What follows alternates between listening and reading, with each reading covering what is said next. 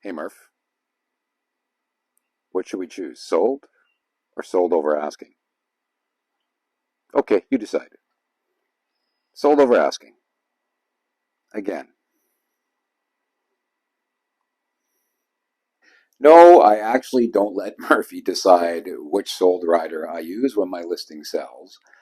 But believe it or not, it's not a simple choice anymore. And in this episode, I'm going to attempt to explain why. You see, years ago, before there was so much international attention on our city, before real estate prices started to increase so dramatically over the past couple of decades, if you were a home seller, you would select a list price for your home that was above what you anticipated receiving. And you would expect to negotiate one on one with a buyer to determine the price and terms that your house would sell for. Now, on occasion, and by complete surprise, more than one buyer would arrive at the same time, and a bidding war would arise, and the property would sell above the asking price. And again, it came as a surprise. It happened organically. Is that the right term? Well, I think you know what I'm getting at. The house would sell for more than the asking price, and the sold over asking sign was born.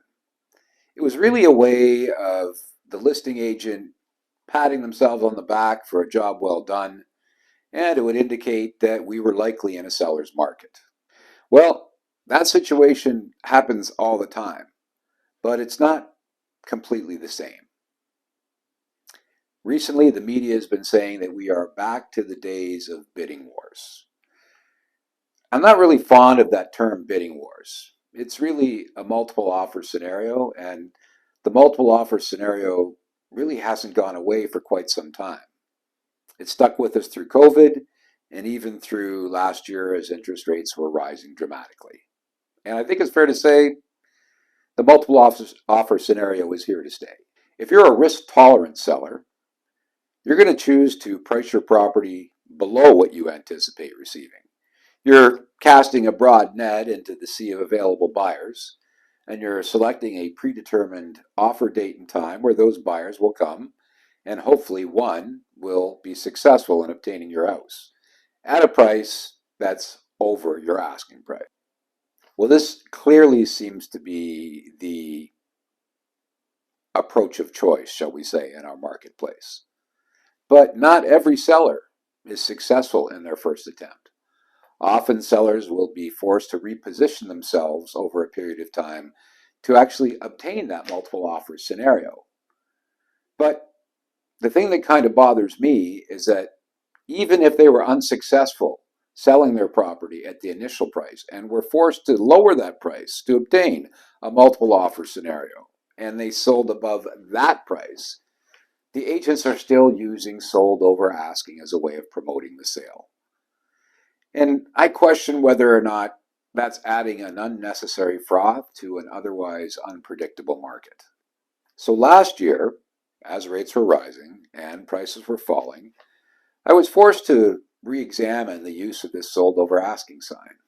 Even though I still had many sellers who were risk tolerant and choosing to price their property aggressively to obtain that multiple offer scenario, I was no longer going to employ the sold over asking sign when their listing sold. I couldn't, in good conscience, put that sign on a listing in an environment where I knew the market was receding and the seller and I knew that they likely sold their property for less than what they would have achieved a few months previously. So this is the decision that I made. No more sold over asking for my multiple offer scenario risk tolerant sellers.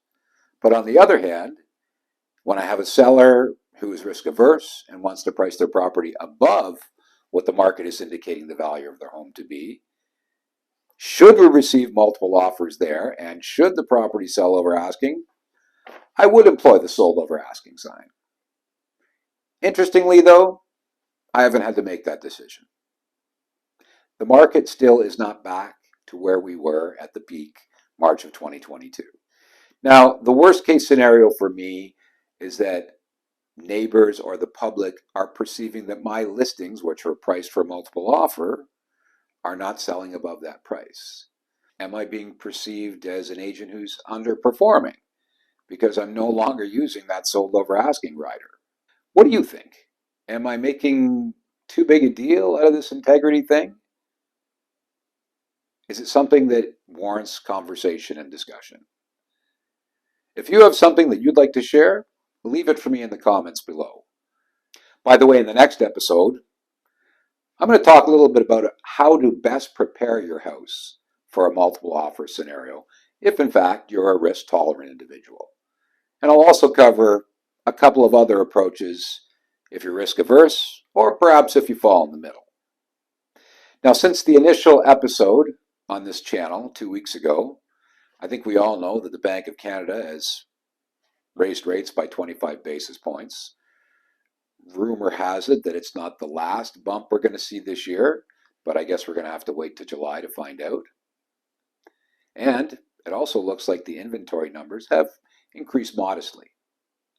Moving forward, I'm also going to be including inventory numbers for condominiums for sale in Toronto, being the 416 area code, as well as condominiums for rent in the 416 and freehold rentals in the 416.